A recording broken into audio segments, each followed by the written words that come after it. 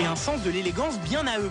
Dans leurs clips, il y a souvent des garçons pas très habillés et même les bébés sont sadomaso. À l'occasion de la sortie de leur album l'excellent Release, le JDM a rencontré les Pet Shop Boys qui nous ont parlé de leur nouveau bébé. Enfin non, pas celui-là. Je pense que le son de ce nouvel album est très différent du précédent. Nous sommes très attachés à ces morceaux. En ce qui concerne la musique, je trouve les mélodies très fortes et à la fois très belles. Pour cet album plus rock, le duo électropop est allé chercher Johnny Marr, le guitariste de The Smiths, le mythique groupe anglais apparemment champion du lancer de poireaux.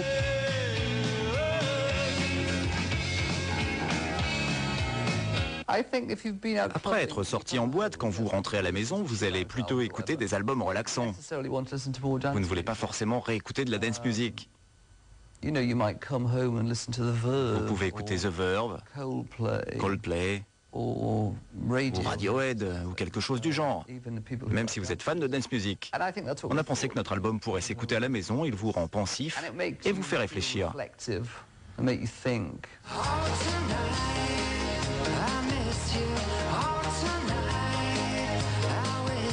Sur Release, les Pet Shop Boys en ont profité pour égratigner le temps d'une chanson le rappeur Eminem, réputé pas très tendre avec les gays.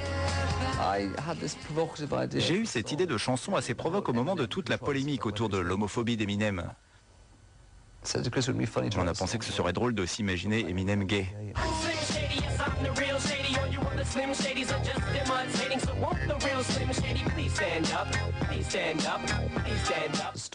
C'est l'histoire d'un jeune homme qui va à un concert de rap. Il a obtenu un pass backstage. Quand le rappeur s'approche de lui, il s'attend à ce qu'il soit grossier et détestable. Mais en fait, il se révèle charmant. Il invite le jeune homme à l'hôtel, ils dorment ensemble et le lendemain, le rappeur est vraiment sympa. Au petit déjeuner, il parle de rap et de Dr. Dre. C'était juste une sorte de réponse à toute l'homophobie dans le rap. Surtout que, d'après les statistiques, il doit bien y avoir des stars du rap gay. Comme elle était présente sur leur dernier album, on n'a pas pu s'empêcher de demander aux Pet Shop Boys leur avis sur le spectaculaire comeback de Kylie. Je pense que le premier single était brillant, le clip aussi. C'était vraiment génial.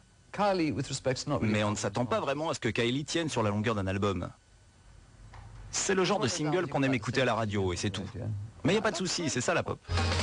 Dites les gars, vous seriez pas un peu jaloux là? Ne vous inquiétez pas, Kylie vous a laissé un peu de vocodeur. Par contre pour les mini-shorts, ça va pas être possible.